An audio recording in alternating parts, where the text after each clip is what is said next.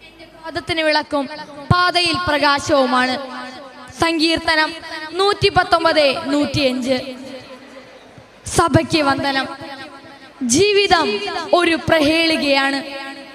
കൂട്ടിയും കിഴിച്ചും മുന്നോട്ട് പോകുമ്പോൾ വഴിയറിയാതെ പകച്ചു നിൽക്കാനും വഴിതെറ്റിപ്പോകാനും എത്രയോ സാധ്യതകളാണുള്ളത്.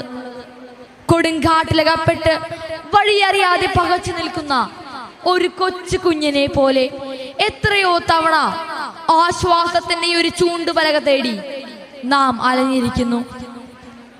അടുത്ത നിമിഷം എന്തെന്നറിയാതെ ഈ നിമിഷത്തിലൂടെ കടന്നു പോകുന്നവരാണ് നാം. അവിടെയെല്ലാം എല്ലാം അറിയുന്ന ഒരു വഴികാട്ടിയുടെ സാന്നിധ്യം ആരാണ് ആഗ്രഹിക്കാത്തത്? ക്രൈസ്തവരായി നമുക്ക് ആരാണ് വഴികാട്ടി? നാം ചിന്തിക്കേണ്ടിയിരിക്കുന്നു. 2000 വർഷങ്ങൾക്ക് മുമ്പ് നമുക്ക് മുന്നേ നടന്ന ഒരു തച്ചന്റെ മകനാണ്. അവന്റെ നാവിൽ നിന്ന് വീണ ഓരോ വാക്കുമാണ് നമ്മുടെ ചൂണ്ടുപലക. യോഹന്നാൻ 14:6.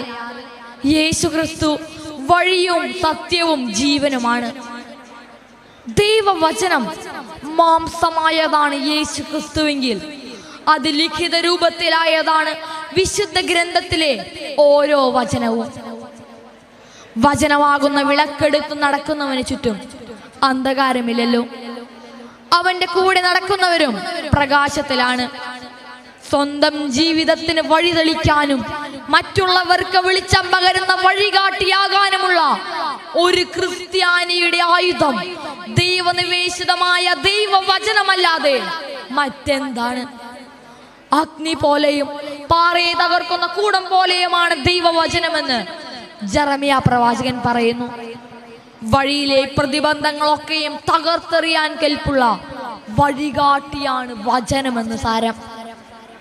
പിഴുതെറിയാനും ഇടിച്ചു തകർക്കാനും നശിപ്പിക്കാനും തകിടം മറിക്കാനും നട്ടുവളർത്താനും പടുതുയർത്താനും ശക്തിയുള്ളതും സജീവവും ഊർജ്ജസ്വലവും ഇരുതലവാളിനേക്കാൾ മൂർച്ചയുള്ളതുമാണ് പരിശുദ്ധാത്മാവിന്റെ അഭിഷേകം നിറഞ്ഞ വചനമെന്ന് ഹെബ്രായർക്ക് എഴുതിയ ലേഖനത്തിൽ ഊന്നി പറയുന്നു. ബെനഡിക്ട് 16 മാർപ്പാപ്പ ആഹ്വാനം ചെയ്യുന്നു, യുവാക്കളെ, ദൈവവചനം അത് നിങ്ങൾക്ക് പിന്തുടരാനുള്ള വഴി ചൂണ്ടിക്കാണിക്കുന്ന ദിക്കുനിയന്ത്രണ യന്ത്രമാണ്. അതെ, ഇങ്ങനെ വചനം ദിക്ക് നിർണയിച്ച വഴികാട്ടിയ എത്രയോ വിശുദ്ധ ജീവിതങ്ങളാണ് നമുക്ക് മുന്നിലുള്ളത്. ഒരുവൻ ലോകം മുഴുവൻ നേടിയാലും സ്വന്തം ആത്മാവിനെ നഷ്ടപ്പെടുത്തിയാൽ അവനെന്ത് പ്രയോജനമെന്ന ഒരൊറ്റ ചോദ്യമാണ് വിശുദ്ധ ഫ്രാൻസിസ് സേവിയറിന്റെ ജീവിതത്തിന് വഴിവിളക്കായത്.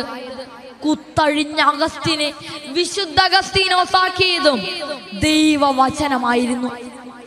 എല്ലാ വഴിയും അടയുന്നിടത്ത് ദിവ്യകാരുണ്യത്തിന്റെ മുന്നിലിരുന്ന വചനം ധ്യാനിച്ച് പുതിയ വഴി വെട്ടിത്തെളിച്ച എത്രയോ ധ്യാന ഗുരുക്കന്മാരാണ് നമുക്കുള്ളത്. വിശ്വാസ ജീവിതത്തിന്റെ ഭരണഘടനയായ വഴികാട്ടിയാകേണ്ട ദൈവവചനം നമ്മുടെ ഓരോരുത്തരുടെയും ജീവിതത്തിലെ വിളക്ക് മരമാകുന്നുണ്ടോ എന്നോർത്തെടുക്കണം.